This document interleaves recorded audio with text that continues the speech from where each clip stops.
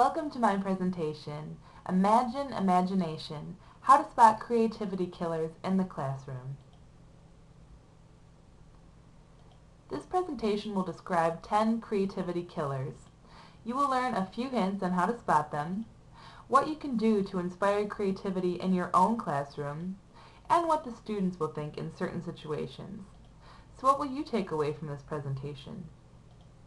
Creativity killer number 1. Do you encourage borrowing someone else's ideas for your projects? Say you are an art teacher and you are teaching a unit on cubism. Allowing a student to create his or her own cubist painting is a great follow-up project for this unit. However, if a student is painting a cubist piece and is using the same ideas in the paintings that Picasso created, it is exactly like plagiarizing someone else's quotations on an essay. How do you inspire creativity in this situation? Make sure to let students know that cubism is a painting technique and not the subject matter of the paintings. Let the student pick subject matter that is relevant to their lives but school appropriate, and everybody wins. In general, stealing ideas is not okay, but taking an idea and deconstructing it, improving it, shaking it up, and making it your own is considered creative. Creativity killer number 2. Do you give grades without feedback? Giving someone a grade without letting them know what they did wrong or right, or without telling them how to improve for future instances is not good practice and a creativity killer. A grade is either positive or negative and does not reflect the thoughts of the instructor or teach the student anything. A grade can be used as punishment or reward, but where is the learning without critique? A student must know what to improve or discontinue in the future, or that student may keep repeating the same mistakes over and over again or get discouraged. And of course, praise before constructive criticism is always good practice. Creativity killer number 3. Do you think using cliches is okay? Using cliches is like stealing an idea that is universal and overused. Matter of fact, that is exactly what it is, and rather boring if you ask me. Students using cliches is like saying, I have no original thoughts in my head. This also doesn't teach problem-solving skills at all.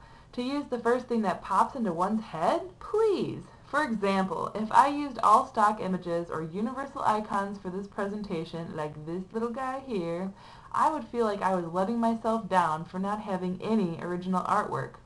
I needed to think and plan for what I wanted and create my own images to inspire even more creativity. Enough said. Creativity killer number 4. Do you demonstrate the process without having students practice? I only have one thing to say about this.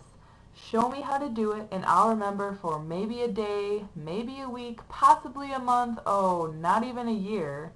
Have me do it and I will learn it. Creativity killer number 5. Do you show examples instead of defining the subject matter? If you hold up a paintbrush and say, this is a paintbrush, use it to paint, well, that's okay, but what about all the different kinds and the different functions each brush has?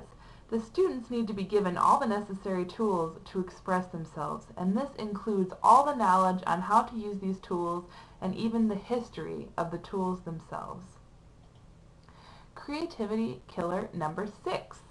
Do you ask for neat work more than expressive work? Neat work is all fine and dandy, and of course, neat. But it is also sort of a limitation.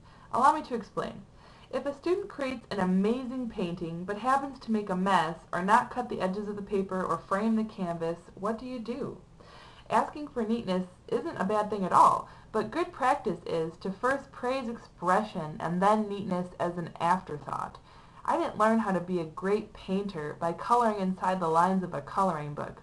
When I was little, I actually painted the heads of people blue, and if I didn't like their hair, I changed it.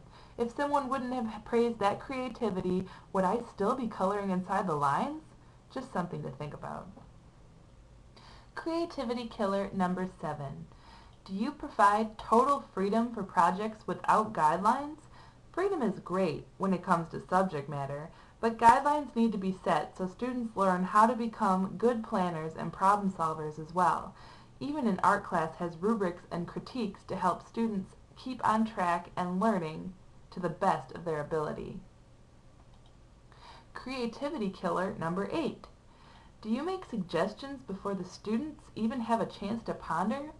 When I was in K through 12th grade, a horrible tragedy occurred every year I was in school. For every project we were to create, the teacher would list a majorly long list of examples, and the idea that I thought was so great when she was describing the project initially was always on that list. So I had to change my idea because being creative doesn't mean taking something that has already been done unless you make it way better than the original. But I always wanted to be super original in school. My suggestion, have students write their own brainstorm of ideas for each project before you provide any help or examples. If you have to provide an example, provide a general idea and explain that you want them to be way more creative than that. Creativity killer number 9. Do you provide space and time for experimentation? Students need time to experiment with the tools and ideas before a class or project is assigned. My students always tell me that they love to play around with the software even before I teach them anything. This way, they get a head start and have ideas popping into their heads even before I teach them the program. Last but not least, creativity killer number 10. Do you let students copy other artists? Woo! This is specifically for art teachers. Do you let your students copy magazine pictures or photographs that aren't their original works? If yes, you are limiting creativity. This may be a good way to teach drawing, but does not encourage the students to come up with their own creative views of composition or subject matter. As in creativity killer number 1, students should be planning for creativity and not copying someone else's ideas. So, in conclusion, imagine imagination. Give your students the task of being as creative as possible and see what they can do. They are capable of more than you think. If they say they don't know what to do, don't give in and tell them. Let them think about it for a little while and see what they can do. Thank you.